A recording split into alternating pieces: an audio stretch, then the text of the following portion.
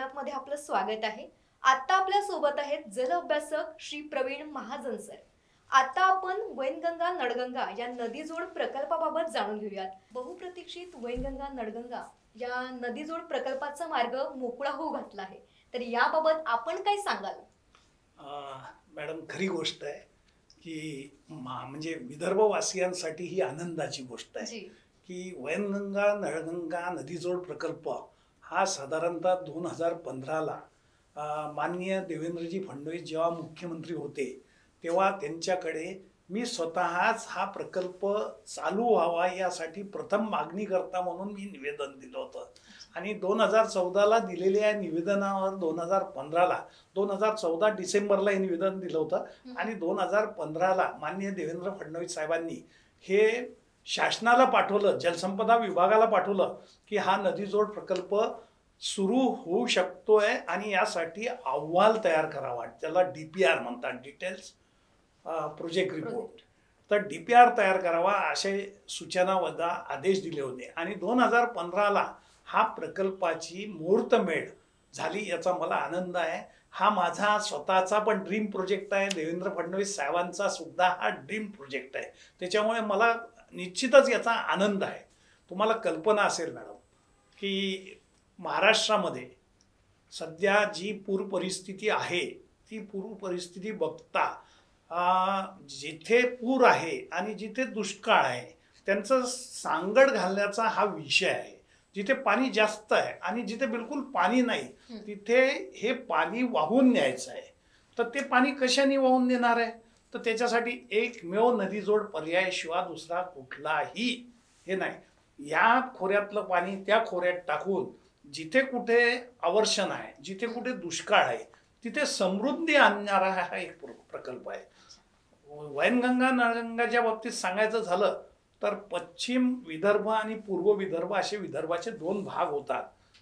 पूर्व विदर्भात ऑलरेडी गोसीखुर्द प्रकल्प आल्यानंतर तिथली परिस्थिती खूप सुधारलेली आहे आणि गोसीखुर्द प्रकल्पामुळे तिथल्या शेतकऱ्यांना, तिथल्या कामकऱ्यांना, तिथल्या औद्योगिकीकरणाला निश्चितच चालना मिळाली असं म्हणता येईल, व्यापारीकरणांना चालना मिळाली। पण पूर्व विदर्भामध्ये तुम्हाला माहित आहे की आत्महत्या भाग आहे, अनुशेष होता आणि अनेक ठिकाणी प्रकल्प नसल्यामुळे पाणी नसायचं। 15-15 दिवस पायपीट करत महिला 15-15 मैल पायपीट करत महिला डोक्यावर हांडा घेऊन पाणी आणायच्या, पिण्याचं पाणी नाही। 8-8 दिवस अनेक जिल्ह्यामध्ये पिण्याचं पाणी 8-8 दिवस येत नाही। 5-5, 10-10 खोल गड्डे करून टिल्लू पंप लावून पाणी ओढण्याचं काम करतात। अशी सगळी ही पूर्व विदर्भाची परिस्थिती होती आणि या परिस्थितीमध्ये हा वैनगंगा नळगंगा नदीजोड प्रकल्प जर चालू झाला तर याशिवाय दुसरी आनंदाची बाब कुठली असू शकते? जसा जितका आनंद मला झाला तितकाच पूर्व विदर्भातील 6ही जिल्ह्याला जो लाभ मिळणार आहे त्या लोकांना निश्चित आनंद होईल। आता तुम्हाला मी याची थोडी पार्श्वभूमी सांगतो की 2015ला जरी ह्या प्रकल्पाचा अहवाल करण्यासाठी DPR करण्यासाठी झाला, पण साधारणतः 1972ला तत्कालीन केंद्रीय जलसंपदा मंत्री होते KL राव साहेब, त्यांनी त्यावेळेस नदीजोड प्रकल्पाची मांडणी केली। नदीजोड प्रकल्पाची त्यावेळेस त्यांची, रावसाहेबांची जी काही मनात असलेली प्लॅनिंग होतं ते भविष्यामध्ये इंदिरा गांधी ज्यावेळेस 1982ला पंतप्रधान होत्या त्यावेळेस त्यांनी राष्ट्रीय जलविकास संस्था स्थापन केली। आता ही संस्था जी आहे ही संस्था पूर्ण भारतासाठी प्रकल्पाचं काम करते आणि ही अधिकृत केंद्रीय संस्था आहे। 1990ला अटल बिहारी वाजपेयी हे पंतप्रधान असताना त्यावेळेसचे जे तत्कालीन मुख्यमंत्री आपला जलसंपदा मंत्री होते ते सुरेश प्रभू सर होते आणि सुरेश प्रभू सरांनी काय केलं की या प्रकल्पाला किंवा नदीजोड प्रकल्पाला, भारतातील नदीजोड प्रकल्पाला खूप चांगल्या पद्धतीनं मांडणी करत पुढे नेण्याचं काम केलंय आणि त्याच्यानंतर आपले नरेंद्रभाई मोदी साहेबांचं जेव्हा सरकार आलं तर गेल्या 5 वर्षापासून बजेटमध्ये अनेक प्रकारे नदीजोड प्रकल्पासाठी पैसे त्यांनी दिले। आता वैनगंगा नळगंगा नदीजोड प्रकल्पाचा जो विषय आहे तो असा आहे की 2015ला म्हणजे 2014ला मी पत्र द्यावं डिसेंबरला आणि एकाच महिन्यात 2015ला जानेवारीच्या 13 तारखेला माननीय देवेंद्रजी फडणवीस यांनी जलसंपदा विभागाला पत्र देऊन सांगावं की याचा अहवाल तयार करा, याचा DPR तयार करा. आणि 2015ला जो राष्ट्रीय जलविकास प्राधिकरणाला DPR बनवण्यासाठी दिला होता तो 2018ला डिटेल प्रोजेक्ट रिपोर्ट महाराष्ट्र शासनाला सादर झाला होता.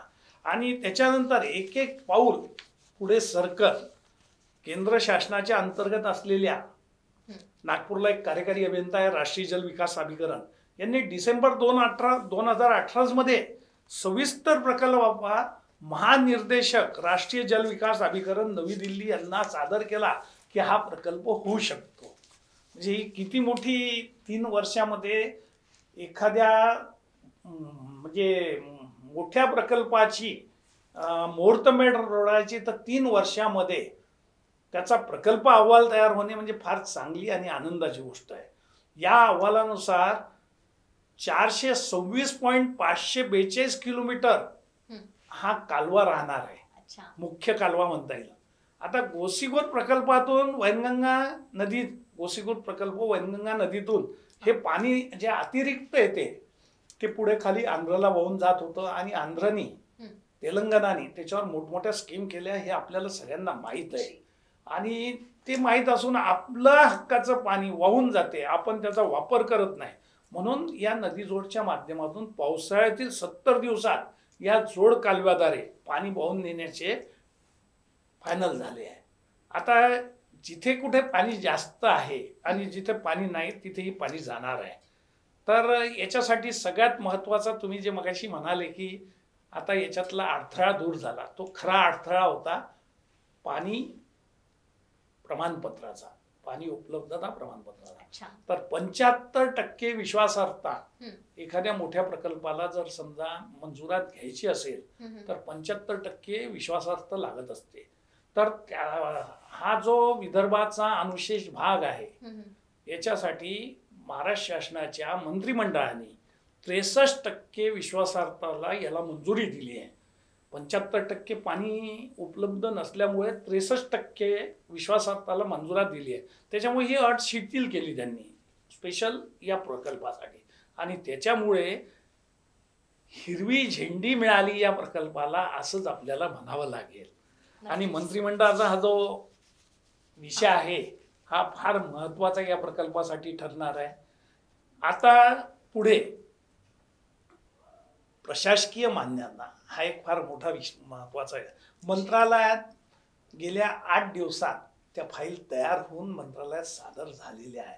भविष्यात 8 ते 15 दिवसात तुमच्या चॅनलच्या माध्यमातून तुम्हाला ही गोड बातमी देता येईल की बुवा मंत्रिमंडळाने प्रशासकीय मान्यता या प्रकल्पाची मंजूर केली आहे. आणि ही सुद्धा प्रशासकीय मान्यता जेव्हा एखाद्या प्रकल्पाची मंजूर होते तेव्हा समजायचं की हा प्रकल्प आता मार्गी लागणार आहे. आता ह्या झाल्या सर्व टेक्निकल बाबी. आता हा एवढा मोठा 426 किलोमीटरचा प्रकल्प करायचा आहे तर याचं नियोजन शासनाच्या त्या DPR मध्ये आहे सर्व. याचं नियोजन 2 टप्प्यात केलं आहे. तर पहिल्या भागात जो काही विषय येतोय तो नवीन मार्गस्थ साठा स्थळाचे स्थलदर्शक सर्वेक्षण. म्हणजे जे काही पाणी आपण 70 दिवस उचलणार आहोत तर ते पाणी कुठेतरी आपल्याला साठवावं लागेल. तर ते 41 साठा तलावापैकी साधारणतः 31 साठा तलाव आपल्याला नव्याने बांधायचे. तर त्या साठा तलावाचे सर्वेक्षण करावं लागेल, त्याचं संकल्पन करावं लागेल, त्याच्यानंतर त्याचे नकाशे किंवा त्याच्या सगळ्या गोष्टी कराव्या लागेल. त्याच्यानंतर माती सर्वेक्षण येणार आहे, खनिज सर्वेक्षण येणार आहे, भूवैज्ञानिक तपासणी सर्वेक्षण राहील, पाया तपासणी सर्वेक्षण राहील व आवश्यक असलेल्या इतर तपासण्या आणि सर्वेक्षण झाल्यानंतर या प्रकल्पाचा पार्ट 1 जो आहे तो होईल. मग मुख्य कालवे जे आहे त्याला जोडणारे शाखा कालवे राहतील, फीडर कालवे राहतील, त्यावरील बांधकामे राहील, त्याचे संरेखा मार्गाचे सर्वेक्षण होईल, अन्वेषण व संकल्पन सुद्धा करावे लागेल. आणि त्यानंतर मार्गस्थ साठा स्थळासाठी असलेले जे कालवे आहे, उपकालवे आहे यांचे सुद्धा सर्व सर्वेक्षण करून त्याचं प्लॅनिंग करून तपासणी करून त्याचे मॅप तयार करून हे सर्व हे झाल्यानंतर पुढे मग हे पाणी ज्या ज्या गोष्टीला देणार लाभ क्षेत्र आलं मग त्या लाभ क्षेत्राचे सर्वेक्षण राहतील. असे छोट्या छोट्या गोष्टी त्याचे अन्वेषण संकल्पन नकाशे या सगळ्या छोट्या छोट्या गोष्टी यात फार मोठ्या आहेत कारण नियोजनाचा भाग आहे हा. आणि सांगावं वाटते तुम्हाला की 426 किलोमीटर कालवा हा कदाचित महाराष्ट्रात किंवा विदर्भात तर एकमेव प्रकल्प राहणार आहे एवढा मोठा. आणि याची किंमत जर ऐकेल तर ती किंमतही फार जास्त आहे. त्या किमतीविषयी आपण पुढे बोलू. पण मग हे सगळं झाल्यानंतर मग आता याच्यासाठी जमीन राहील भूसंपादन राहील वन जमीन संपादन राहील. म्हणजे एवढं मोठं सगळं करायचं तर हे सगळं पडद्याच्या मागच्या सगळ्या हालचाली असतात आणि ह्या व्हायला निश्चितच काही वेळ लागला. मग काही प्रकल्पासाठीच्या वैधानिक मान्यता असतात.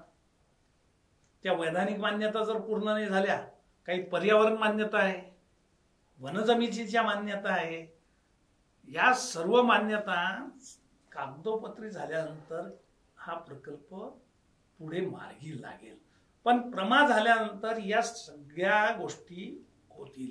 मग याच्यासाठी काम करणारे विभाग तयार होतील काम करणारे अधिकारी तिच्यात नेमणूक करावी लागेल. काही एक किंवा 2 चीफ इंजिनियरचे ऑफिसेस परत आपल्याला विभागात आणावे लागेल किंवा असलेल्या मुख्य अभियंता कार्यालयाकडे हे काम द्यावं लागेल. 5-6 अधीक्षक अभियंता कार्यालय वाढतील.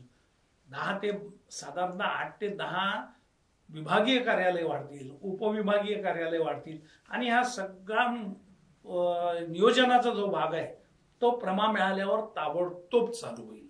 मग राहतो टप्पा 2. आता टप्पा 1 मध्ये हे सगळं आलं. टप्पा 2 मध्ये मग तुमच्या मनात प्रश्न आला असेल की मंजुरात झाली किंवा हिरवी झेंडी मिळाली म्हणजे सर्व काही सुरळीत झालं. सर्व सुरळीत झालं पण याच्या बॅकसाईडला एखादं नाटक जर करायचं असेल तर त्या नाटकासाठी जसं स्टेज पाहिजे बॅकड्रॉप पाहिजे कलाकार पाहिजे त्याच्यानंतर त्याला मेकअप करणारे आर्टिस्ट पाहिजे तुमचे कपडे शिवणारे आर्टिस्ट पाहिजे त्याचं सगळं नियोजन करणारे पाहिजे मग एखादा डायरेक्टर पाहिजे. या सगळ्या गोष्टी अशा प्रकल्पामध्ये पण असतात फक्त त्याची नावं वेगवेगळी असतात. आता मग टप्पा 2 आहे. आता टप्पा 2 म्हणजे काय. आता टप्पा 2 खऱ्या अर्थानं बांधकामा चालू करण्याचा टप्पा आहे. आता डीपीआर मध्ये ज्या काही गोष्टी आहेत त्या डीपीआर मध्ये असलेल्या गोष्टी बांधकामाच्या मग त्यानुसार त्याचं पुन्हा संकल्पन होईल. प्रत्यक्ष अंदाजपत्रक तयार केलं जाईल. अंदाजपत्रक असल्याशिवाय पुढे जाता येत नाही. मग निविदा निघतील.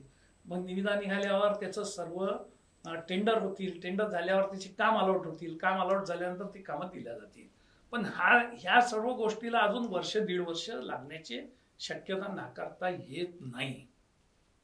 मग आपल्याला जे साठवण तलाव आहे आपले ते साठवण तलावाचे नियोजन तयार करावे लागतील. त्याचे कामासाठीचे टेंडर काढावे लागतील. आता हे सगळं करत असताना 426.54 किलोमीटर लांबीचा हा कालवा आहे ज्याला नदी जोड आपण म्हणतोय. तर हा कालवा जो आहे त्या स्थळावर नेणारा हा पाणी वाहून नेणारा जो कालवा आहे तर हा कालवाला मुख्य कालवा जो राहणार आहे त्याला 330 ठिकाणी लहान लहान कालवे राहणार आहे. म्हणजे तुम्ही अंदाज करू शकणार नाही. आणि ते कालवे जेव्हा छेदतील अशा ठिकाणी मग ते कालवे जेव्हा तुम्हाला आता सध्या जे काही कॅनॉल आहे त्या कॅनॉल मधून शेतकरी नेहमीच तुम्ही बातम्या देत असतात किंवा कॅनॉल मधून पाणी येते शेतकऱ्यांच्या शेतामध्ये पाणथळ तयार झालेले आहे. तर त्याचं सुद्धा छोटं छोटं नियोजन या कामात सरकारने केलेलं आहे किंवा सरकारला करावं लागणार आहे. त्याचे पाणी कालव्यात येते ते शेवटी शेतकऱ्यांकडच्या शेतात जाते कारण कालव्याच्या बाजूला शेवटी कुठली तरी जमीन ही शेतकऱ्याच्याच शेतातून कालव्यासाठी घेतली. मग त्याच्या आजूबाजूच्या दोन्ही शेतामध्ये पाणी येऊ नये म्हणून मग ती नाली तयार करणे त्यात पाणथळ तयार होऊ नये म्हणून त्या योजना आखणे या छोट्या छोट्या गोष्टी आहे. बरं हे सगळं आपली भौगोलिक परिस्थिती जर पाहिली तर 426.54 किलोमीटरचा हा कालवा जो आहे तो काही असा सरळ एका लाईनीत नाही आहे. आपण पाहतोय की आपण प्रवास करताना जसं जातोय तर कुठे वरती यावं लागते, कुठे खाली जावं लागते, कुठे पुन्हा तिरपं वळण घ्यावं लागते. तर असा सगळा प्रकार आहे. मग यासाठी हे पाणी आता सगळं आपल्याला पहिल्या टोकापासून शेवटच्या टोकापर्यंत न्यायचं आहे. तर पहिले जर समजा एक अंदाज तुम्हाला म्हणजे किंवा आपल्या प्रेक्षकांना लक्षात येण्यासाठी सांगतोय की सरळ एक समजा एक 5 किलोमीटर असेल आणि 5 किलोमीटर नंतर वरती थोडा असा असेल तर ते पाणी जाणार नाही ना. मग त्याच्यासाठी काय काही ठिकाणी बोगद्यांची निर्मिती करावं लागेल. मग आता हे 5 बोगदे याच्यामध्ये आहे आणि ह्या 5 बोगद्यामध्ये ची लांबी साधारणतः 1 किलोमीटर पेक्षा कमी येईल. त्याच्यानंतर काही बोगदे जे आहेत 3.31 किलोमीटर आहेत, तर एक बोगदा तर 6.49 किलोमीटर आहे. आणि या सगळं काम करून बोगद्यातून काम करणे, टनेलमध्ये काम करणे इतकं सोपं नसते, पण ते करावं लागेल. शेवटी आपल्याला 426 किलोमीटर भंडारा जिल्ह्यातून उचललेलं पाणी बुलढाणा जिल्ह्यामध्ये पोहोचवायचं, तर शेवटी हे सगळं करावं लागेल. आता हे सगळं करत असताना काही ठिकाणी कालवे, ओपन कालवे राहतील. 11 ठिकाणी पीडीएनच्या माध्यमातून म्हणजे पाईपलाईनच्या माध्यमातून हे पाणी आपल्याला न्यावं लागणार आहे. मग आता त्याची लांबी जी राहणार आहे ती 25 किलोमीटर पाईपलाईन राहणार आहे. तर ह्या सगळ्या गोष्टी आहे ना याच्यामध्ये त्या आहे. मग त्याचा पाईप किती मीटरचा राहील, त्याचं पाणी पोचण्यासाठी काय राहील, त्याचे व्यास किती राहतील, या सगळ्या गोष्टींचा याच्यात अभ्यास आहे. मग पहिल्या टप्प्यामध्ये जसं याच्याबरोबर हे जेव्हा आपण बोगद्यातून पाणी नेतो किंवा पीडीएन मधून पाणी नेतोय तर त्याच्यामध्ये जेव्हा उंचीवर पाणी नेलं जाते तर 155.25 मीटर उंचीवर आपल्याला पाणी न्यावं लागणार आहे. मग ते पाण्याचा आपल्याला आणखीन दुसरा उपयोग करायचा आहे. वीज निर्मिती आपली त्याच्यातून होणार आहे. म्हणजे एका प्रकल्पात किती फायदे आहे. मग आता ती वीज निर्मिती जेव्हा होणार आहे तेव्हा हे 5-6 ठिकाणी 6 ठिकाणी वीज निर्मिती होणार आहे. काही ठिकाणी 148 मेगावॅट होणार आहे, काही ठिकाणी 152 मेगावॅट होणार आहे. अशा वेगवेगळ्या मेगावॅटच्या निर्मिती होऊन या प्रकल्पासाठी जे काही आहे तर त्या भागात त्याचा तो फायदा पण होणार आहे. म्हणजे वीज निर्मिती झाली की तो फायदा तुम्हाला होणार आहे निश्चितच. आपल्याला माहिती आहे शेतकऱ्यांना दिवसा वीज मिळत नाही, रात्री विजेसाठी जावं लागते. तर या काही बऱ्याच गोष्टी शेतकऱ्यांच्या फायद्याच्या याच्यात घेण्यात आलेल्या आहे. आणि हे सर्व जे करत असताना मेगावॅट वीज निर्मिती होणार, पाणी शेतकऱ्याला मिळणार, हा सगळा जो आहे त्याच्या पलीकडे जाऊन आणखीन महत्वाचा उद्देश जो आहे की हे जे सगळं आपलं जो पाणी आहे आज या पाण्याचा वापर कसा होणार आहे, मग याचं आरक्षण कसं असणार आहे, तर हे एक महत्वाचं आहे. शेवटी सिंचन प्रकल्पाचं आरक्षण जर असायचं असेल तर तिच्यात साधारणतः 73% पाणी तुमच्याकडे उपलब्ध असलेल्या किंवा तुमच्या प्रकल्पाच्या जवळ असलेलं उपलब्ध पाणी जे आहे त्याच्यात 73% पाणी हे सिंचनासाठी राखीव ठेवावा असा शासनाचा नियम आहे.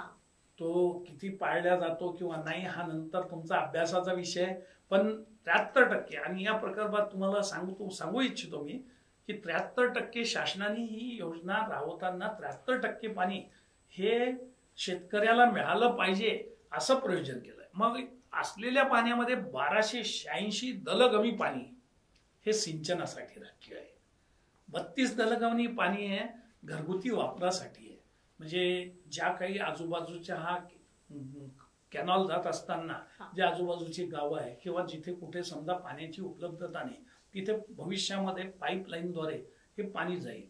तसा ही पाणी पुरवठा योजनाच्या पाणी जाते, धरण कुठेतरी असते आणि पाणी कुठेतरी असते. म्हणजे नागपूर सिटीला जे पाणी तुम्ही पितायत ते पाणी तुम्हाला माहित आहे कुठून येते. आता ते पाणी तुम्हाला नवेगाव खैरी पेंचवरून येते. म्हणजे धरण आहे 100 किलोमीटर 125 किलोमीटरवर आणि पाणी नागपूर सिटीमध्ये येते. तर ही बाब सगळीकडे आहे. जिथे धरण आहे तिथून पाणी नेल्या जाते. तर भविष्यात जिथे जिथे पाण्याची उपलब्धता नाही आणि ज्या ज्या नगर परिषदांना, नगरपालिकांना, जिल्हा परिषदांना, ग्रामपंचायतींना या कॅनॉलमधून पाणी 32 दलगमी पाणी राखीव केलेलं आहे. भरपूर काही पाणी जात आहे. त्याच्यानंतर हा प्रकल्प डोळ्यासमोर ठेवत असताना औद्योगिकरण वाढावं. साधारणतः तुम्हाला माहित असेल की अकोला, बुलढाणा, यवतमाळ, वाशिम, अमरावती, वर्धा, नागपूर किंवा भंडारा, गोंदिया ही सगळी मंडळी इथून शहराकडे जाते. आणि हे जे पूर्व विदर्भातून मी येत असल्यामुळे मी तुम्हाला जाणीवपूर्वक सांगू इच्छितो की मुंबई किंवा औरंगाबादला लोक शिफ्ट होतात, मुलं शिकलेले मुलं तिथे शिफ्ट होतात. कारण त्या गावामध्ये काही औद्योगिक काही करत नाही. त्या गावामध्ये तू काय करणार आहे. पण भविष्यामध्ये हे प्रॉब्लेम होणार आहे. त्यासाठी 397 धलगमी पाणी हे उद्योगधंद्यासाठी राखीव आहे. मग आता हा एवढा मोठा जो कालवा आहे, हा कालवा 426 किलोमीटर जाणार आहे. मग त्याचं बाष्पीभवन होणार आहे. मग ते काही नासाडी होतील, काही तूट येतील, तर ती सुद्धा या प्रकल्पात 57 दलगमी पकडण्यात आलेली आहे. म्हणजे असं करत, आणि या सगळ्यानंतर आनंदाची गोष्ट अशी आहे की जवळपास प्रत्यक्ष 3,71,277 हेक्टरला प्रत्यक्ष पाणी मिळणार आहे. आणि अप्रत्यक्ष पाणी जवळपास एवढ्याच हेक्टरला मिळणार आहे. जिथून कुठून पाणी जाते, तुम्हाला कल्पना असेल की जसं अंबाझरीच्या भागामध्ये विहिरींना 4 फुटावर 5 फुटावर 6 फुटावर पाणी आहे, तसं हा कॅनॉल जिथून जिथून जाणार आहे त्या भागामध्ये त्या 25-50 किलोमीटरच्या रेंजमध्ये जमिनीतील पाणी पातळी वाढलेली दिसेल. आणि त्याचा अप्रत्यक्ष फायदा निश्चितच शेतकऱ्यांना, गावकऱ्यांना होणार आहे. आणि हे सगळं होताना म्हणजे एक आनंदाची तिच्यातली गोष्ट आहे की शेवटी हा सिंचन प्रकल्प आहे. सिंचन प्रकल्पाबरोबर आयाम देऊन सर्व औद्योगिक धोरण, घरगुती पाणी हे सगळे याच्यात पकडणार आहे. आता हा जो काही नदीजोड कालवा जाणार आहे आपला वैनगंगा नळगंगा, हा 6 जिल्ह्यातून जाणार आहे. त्याच्यामध्ये नागपूर जिल्ह्यातील 4 तालुक्यांना याचा लाभ होणार आहे. वर्धा जिल्ह्यातील 3 तालुक्यांना लाभ होणार आहे. अमरावती, अकोला, बुलढाणा, यवतमाळ या 4 जिल्ह्यामध्ये प्रत्येकी 2 तालुक्यांना याचा लाभ होणार आहे. म्हणजे तुम्ही लक्षात घ्या की या तालुक्यांना जो लाभ होईल त्याच्या आजूबाजूलाही याचा लाभ निश्चितच पोहोचत असतो. आणि मी नेहमीच बरेच वेळा सोशल मध्ये बोलत असताना सांगतो, ज्या गावात सोन्याची दुकानं जास्त आहे ते गाव श्रीमंत समजलं जातं. तर भविष्यात हे पण तालुके, हे जिल्हे श्रीमंत या पद्धतीने होतील याच्यात काही वाद नाही. आणि मग आता हे सगळं करायचं आहे, हे काही असं वरून तर टपकणार नाही. मग याच्यासाठी भूसंपादन ही महत्वाची बाब राहणार आहे. तर आता ही महत्वाची जी बाब आहे त्याच्यासाठी 28,041.3 हेक्टर आपल्याला जमीन लागणार आहे. आता ही 28,000 आपण जमीन समजा पकडू हेक्टर. आता ही जमीन कुठून येणार आहे. आता ही शेवटी शेतकऱ्यांची जमीन येणार आहे कुठून तरी. या जमिनीला तुम्हाला तर ही खाजगी जमीन जी आहे याच्यात शेतकऱ्यांची किंवा ज्याची कोणाची असेल ती जवळपास 18,768 हेक्टर राहणार आहे. आणि वन जमीन आहे, शासकीय जमीन आहे. आता शासकीय जमीन 609 हेक्टर मिळणार आहे. वन जमीन 241 हेक्टर आहे. वन जमीन फारच कमी असल्यामुळे फार चांगला फायदा होणार आहे. कारण वन जमीनचं असं असते की जेवढी जमीन तुम्ही घेणार त्याच्यापेक्षा जास्त जमीन ही परत शासनाला द्यावी लागते. पण इथे वन जमीन फार कमी येणार आहे. म्हणजे 241 हेक्टर जमीन आहे. आणि विदर्भामध्ये आपल्या जमिनीवर पश्चिम महाराष्ट्रात प्रकल्प करताना आपल्यालाही माहिती आहे. आणि या कालव्यासाठी मग शेत जमीन लागणार आहे, काही शेतातून कालवा जाणार आहे, ती जवळपास 6,474 हेक्टर शेत जमीन राहणार आहे. त्याच्यानंतर वन जमीन पुन्हा कालव्यासाठी लागणार आहे, ती 153. तर तो अडचणीचा मुद्दा होणार नाही. पडीक जमीन आहे आपल्याकडे शासनाची काही, ती 572 आहे, तिचा प्रॉब्लेम येणार नाही. मग रहिवासी क्षेत्रातली जमीन आहे ती 201 आहे. आता ही जी रहिवासी क्षेत्रातली जमीन आहे इथली घरदार आपल्याला तिथून बाजूला करावे लागतील. मग त्यांच्यासाठी पुनर्वसन करावं लागेल. मग जलसाठ्यांसाठी काही जमीन लागणार आहे. तर हा सगळा जो जमिनीचा विषय आहे हा खूप जास्त जमीन नसल्यामुळे हा प्रॉब्लेम येणार नाही. मग आता भूसंपादनावर पुनर्वसन हा एक अडचणीचा मुद्दा असतो. गोसीखुर्दमध्ये आपण पाहतोय किंवा अनेक विदर्भातले प्रकल्प आहे 40 वर्ष झालेले आहे पण पुनर्वसन झाले नाही. तर अशा प्रकल्पाचा अनुभव घेत या प्रकल्पामध्ये पुनर्वसन साठी एक खिडकी योजना किंवा शेतकऱ्यांच्या थेट जमीन खरेदी योजना ज्याच्यामुळे शेतकऱ्यांना फायदा होईल अशा योजना शासन निश्चित याच्यामध्ये वापर करतील असा आतापर्यंतच्या एका अनुभवावरून मी सांगू शकतो. मग आता हे सगळं करत असताना किती गावं बाधित होणार आहे हाही महत्वाचा प्रश्न आहे. तर 109 गावं बाधित होणार आहे. मग आता 109 गावातले किती लोकसंख्या बाधित होणार आहे, तर 11,166 व्यक्ती बाधित होणार आहे. म्हणजे ही बाधित व्यक्ती मग आता कुठे जाणार आहे, हे कुटुंब किती आहे, तर हे कुटुंब आहे 2646 कुटुंब आहे. मग आता हे कुठे जाणार आहे, तर यांच्यासाठी एक पुनर्वसन करावं लागते. तर आजूबाजूची चांगली शासनाची जमीन घेऊन तिथे पुनर्वसन केलं जाते. त्यांच्यासाठी सर्व योजना तिथे राबवल्या जातात. त्यांच्यासाठी प्रत्येक गोष्ट एक चांगली केल्या जाते. त्यांचे घर बांधण्यासाठी त्यांना अनुदान मिळते. आणि आता तर शासनाने जमीन ज्याची जाणार आहे त्याचा 4 पट 5 पट मोबदला दिला. त्याच्यामुळे आता तो काही विषय येणार नाही. म्हणजे एक पिरियडमध्ये पुनर्वसनासाठी किंवा भूसंपादनासाठी मोठमोठे आंदोलन झालेले आपण पाहिलेले. मेघाताई पाटकरांच्या मार्गदर्शनाखाली किती मोठे आंदोलन झाले, त्या आंदोलनाची नोंद इतिहासात आहे. त्याच्यानंतर आजही छोटे मोठे आंदोलन झाले, गोसीगुरसाठी आंदोलन झाले. पण मला असं वाटतंय की वैनगंगा नळगंगा नदी जोडसाठी हा विषय फार महत्वाचा येणार नाही. कारण शेवटी शेतकऱ्यांना याचा फायदा होणार आहे, गावकऱ्यांना याचा फायदा होणार आहे. आणि नेहमीच आपण म्हणतोय की सैनिक तिकडे लढत असतात म्हणून आपण इकडे समाधानी झोपतो समाधानी. तसे हे शेतकरी जे आहे किंवा ज्या शेतकऱ्यांच्या शेतातून कालवा जाणार आहे, ज्या शेतकऱ्यांच्या शेतामध्ये शेती जाणार आहे, हे देशासाठी सैनिक आहे असं माझं मत आहे. कारण शेतकरी जगाचा पोशिंदा आहे. तर हे शेवटी शेतकऱ्यांचीच परिस्थिती चांगली होणार आहे. मग नागपूर जिल्ह्यात किती पूर्ण बाधित आणि अंशतः बाधित गावं येणार आहे, तर नागपूर जिल्ह्यामध्ये 9 पूर्णतः बाधित गावं येतील आणि 34 अंशतः बाधित होतील. मग वर्धा जिल्ह्यामध्ये 7 पूर्णतः बाधित येतील, अंशतः बाधित 18 गावे आहे. अमरावती जिल्ह्यात 4 पूर्णतः बाधित आहे, तिथे 20 अंशतः बाधित आहे. त्याच्यानंतर अकोला यवतमाळ जिल्ह्यामध्ये 3 अंशतः बाधित आहे. अकोला जिल्ह्यात 6 अंशतः बाधित आहे. पूर्णतः बाधित 6 आहे, अंशतः बाधित काही नाही. अकोल्यात 5 गावं बुलढाण्यात असतील, 3 गावे अंशतः असतील. तर असा सगळा जो आहे तो कागदावरचा आता सध्याचा नियोजनाचा भाग आहे. आणि याच्यामध्ये थोडेफार बदल होतील. शेवटी हा DPR आहे, डिटेल प्रोजेक्ट रिपोर्ट आहे. जसजसं याची प्रमा होतील, जसजसे याचे अंदाजपत्रक होतील, जसजसे याच्या अडचणी येतील, तर थोडाफार बदल शासन नेहमीच याच्यात करत असते, तो इथे होऊ शकतो. मग आता हे सगळं करत असताना पूर्ण करायचा हा, मी यामध्ये जाताना काय काय होणार आहे, तर 3 रेल्वे पूल येणार आहे मध्ये, ते बांधावे लागतील. 4 पदरी रस्ते जे आहेत तिथे हा कॅनॉल छेदत जाणार आहे, म्हणजे तिथून क्रॉस होणार आहे. मग तिथे काय करावं लागेल, तर 3-4 पदरी रस्त्यावर 3 पूल बांधावे लागेल. 24 दुपदरी रस्ते आहेत, तर त्या 24 दुपदरी रस्त्यावर 24 आपल्याला पूल बांधावे लागतील. तर असा सगळा जो विषय आहे हा महत्वाचा आहे.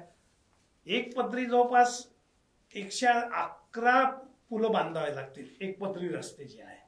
आणि सगळ्यात आनंदाची गोष्ट म्हणजे विदर्भामध्ये समृद्धी महामार्ग जसा झाला तो फास्ट झाला, देवेंद्र फडणवीसांच्या नेतृत्वात झाला. त्यांचा ड्रीम प्रोजेक्ट जसा समृद्धी होता तसाच हा वैनगंगा आहे. आणि हा समृद्धी आणि वैनगंगा सुद्धा साखळी क्रमांक 60.5 ला हा एकमेकाला आलिंगन देणार आहे. म्हणजे समृद्धीवरूनही हा वैनगंगा नळगंगा जाणार आहे. म्हणजे हे जे 2 पूल आहे हे प्रकल्प एकमेकास तिथे भेटणार आहे. तर असा जो आहे वैनगंगा नळगंगा नदी जोड प्रकल्प, आता याचा महत्वाचा भाग जो राहिला आहे किमतीचा, जो मगाशी मी तुम्हाला म्हटलंय की आपण पुढे बोलू. कारण शेवटी पैसा असल्याशिवाय कुठलाही प्रकल्प साध्य होत नसतो. आणि पैसा नसेल तर तो प्रकल्प रेंगाळतो. हे अशा अनेक उदाहरणं आहेत. पण देवेंद्र फडणवीस साहेबांनी मध्ये सांगितलंय की मी जे बोलतो ते करून दाखवतो, आणि त्यांनी समृद्धी करून दाखवला. त्या समृद्धी महामार्गावर आज ज्या पद्धतीने लोक त्याचा उपयोग घेतात, ज्या पद्धतीनं मुंबईला जायला किंवा बुलढाणा अकोल्याला नागपूरहून जायला 4 घंटे लागायचे, पहिले 8 घंटे मला नागपूर ते चिखली, मी चिखली गावचा आहे, मला नागपूर निघालो तर मला जवळपास 12 घंटे 10 घंटे लागायचे. अच्छा. आणि आज मी 4.5 घंट्यात माझ्या गावाला पोहोचतोय. तर ही फार मोठी देण आहे त्यांची. आणि देवेंद्र फडणवीसचा हा महत्वाचा आहे की जसा वैनगंगा नळगंगा आहे त्यांनी आता मंजूर केला, तसाच त्यांनी तो समृद्धी पण आणला होता. आणि त्यांच्या राज्यात निश्चित होती. मग हा पैसा कुठून उभा करायचा, हा पैसा लागणार किती, हाही महत्वाचा विषय. जवळपास 88,575 कोटी लागणार आहे. म्हणजे हा आकडा पाहिल्यानंतर लोक विचारतात की हा प्रकल्प होणार आहे का. पण निश्चित हा प्रकल्प होणार आहे. आणि केंद्र शासनाची प्रमा एकदा झाली की केंद्र शासनाची मदत होईल. केंद्र शासनाचा जो नदीजोड प्रकल्प आहे त्याच्यात निश्चित सहभाग होईल. आणि मला असं वाटते की हा प्रकल्प निश्चित पूर्णत्वाला जाईल. हा प्रकल्प शेतकऱ्यांसाठी फायद्याचा आहे. हा प्रकल्प गावकऱ्यांसाठी फायद्याचा आहे. हा प्रकल्प उद्योगधंदे वाढीसाठी फायद्याचा आहे. हा प्रकल्प लोकांचं जीवनमान उंचवण्यासाठी फायद्याचा आहे. आणि आजकाल लोकांना हा अनुभव येतोय. गावखेड्यातही गेले तर सर्व गोष्टी आजकाल तुमच्या माध्यमातून लोकांपर्यंत पोहोचतायत. म्हणजे जग फार छोटं झालंय. त्याच्यामुळे निश्चितच हा प्रकल्प होईल असं मला तरी या प्रकल्पाचा प्रथम मागणी करता म्हणून निश्चित मला वाटते. आणि मी या माध्यमातून आपल्या माध्यमातून जनतेलाही विनंती करील की या प्रकल्पाची जेव्हा सुरुवात होईल तेव्हा निश्चितच जनतेने सुद्धा ज्यांच्या कोणाच्या जमिनी जाणार आहे, जे काही प्रॉब्लेम असतील ते प्रॉब्लेम त्यांनी त्या परिस्थितीमध्ये त्या ठिकाणी भेटून या प्रकल्पासाठी जमिनी द्याव्या, या प्रकल्पाला मदत करावी. आणि हा तुमच्या फायद्याचा प्रकल्प महाराष्ट्र शासन आणते. आणि महाराष्ट्र शासनाच्या सर्व राजकीय लोकांचाही याच्यात सहभाग आहे. त्यांचीही मदत या प्रकल्पात झालेली आहे.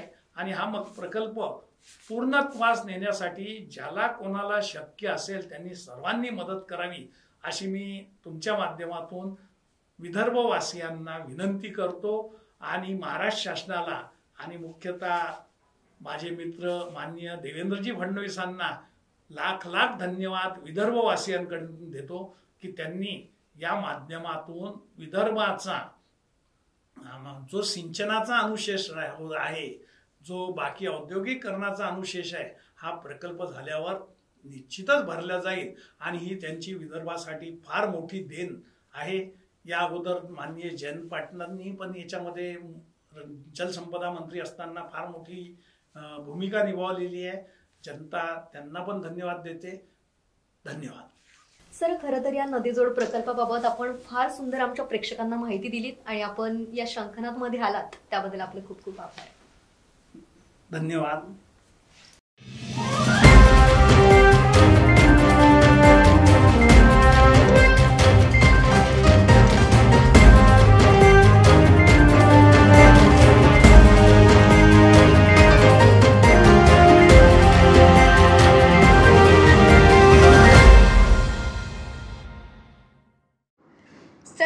वर्षापासून आयुर्वेद सेवेत असलेली शिवशंकर आयुर्वेदिक एजन्सी अनुभवी वैद्य डॉक्टरांद्वारे जटिल किरण रोगांवर विशेषतः आयुर्वेदिक उपचार उपलब्ध आहे. सर्व नावाजलेल्या कंपन्यांची औषधं आणि सर्व प्रकारची जडीबुटी आणि रोगप्रतिकारक शक्ती वाढवण्यासाठी अनेक प्रकारची औषधं मिळवण्याचे एकमेव विश्वसनीय स्थान.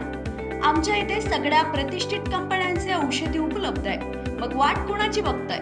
आत्ताच भेट द्या. शिवशंकर आयुर्वेदिक क्लिनिक. आमचा पत्ता योग कॉम्प्लेक्स डॉक्टर मंगला केतकर हॉस्पिटलच्या समोर, महाजन मार्केट जवळ, टेम्पल बाजार रोड, सीताबर्डी, नागपूर. संपर्क साधा 8605 24 50 80. Landline number 0712 25 67 74 7.